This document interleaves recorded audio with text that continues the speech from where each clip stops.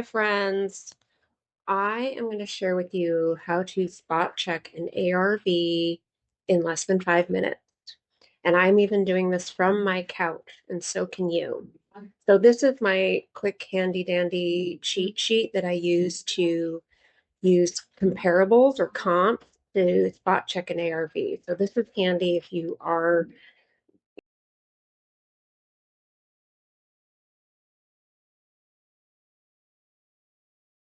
being asked to lend on a deal and you want to see what the after repair value is of a home. You can use this toolkit. So I'll get started. So I'm going to start with this address. I actually own this address. This is a condo. So I have an address and I want to verify what is the after repair value of this home, or basically what is the value of this home. So I'm not actually doing any work. So I actually go to PropStream. I have an account with PropStream, and you can use Zillow or you can use REI Works, whatever. And you enter the address, and there it is. And I search for comparable. So with PropStream, they have a tool where you can do this. You can look at homes sold on the MLS. I always Fix that search right in the away. last 6 months. It defaults to 1 year, so the square feet. So you do have to know the square feet of the subject property. For this one, it's 1866. It automatically populates a range within 15% or 20% of that. And you always want to look for houses within the same number of bedrooms and bathrooms and square feet. So this is a 3 bedroom, 3 bath. So I want to make sure I search for anything between 2 and 4 bedrooms and fix that right away. And it's probably 2 and 3 bedroom bathrooms max, and just see what comes up. And sometimes it's good to have three comparables if you can, or more.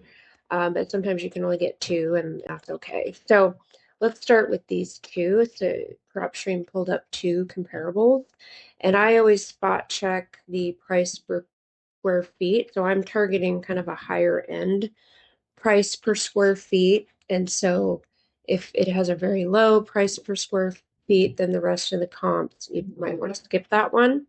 You can always increase your distance out to a little bit more if you're not getting enough comparables. So I set it to 1 mile instead of a half mile, and I got a bunch more of comps here. And so we have a bunch of houses that have sold within the last 6 months within this um, range of square feet. And I always take a look at these and weed out anything that looks fishy. So anything that is a really high number, I usually throw out, and a really low number. So these um, priced very high in the 700s are probably not good comparable. So it's maybe just take a quick look at the photos. Yeah, this one's like a full house, and the subject property I'm looking at is a condo. So this one probably isn't a good comparable. I usually throw those out right away. So I will deselect that, and then I look at stuff that might be a little bit too low as well, if there is anything. And so far everything in here is fairly in range. I'm not seeing really crazy high or really low price per square feet. So I can go with maybe some of these five. And these are all single family homes. And so I'm probably just going to stick with the condos since it's similar to what I'm looking at. So we have two comps. And so what I do is I sometimes will look at the photos to see, is it something very different? And this is very similar to my condo that I'm looking at. It's in good shape. It looks like it's got stainless steel appliances. It looks like it's got decent upgrades. Um, and just double check those things. It has a fireplace. Mine doesn't.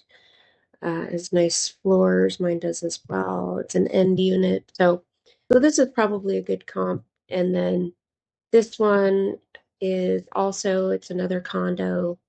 Um, Looks like it has similar upgrades to mine.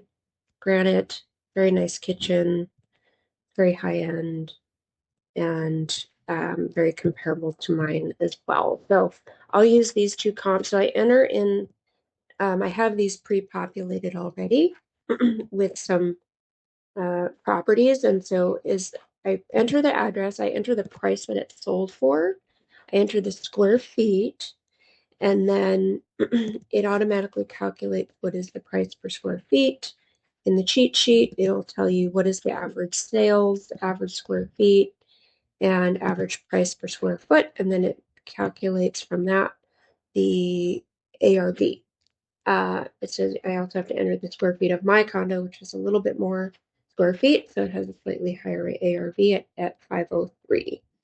So that is basically it. You can do this with Zillow as well. I have Zillow pulled up. You can take a look at 10237 Northwest Wilshire Lane and pull it up.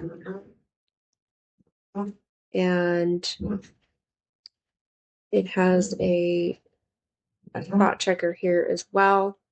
You can see comparables pulled up, and you can see if there's any that are interesting that you would want to use. I don't see anything directly comparable.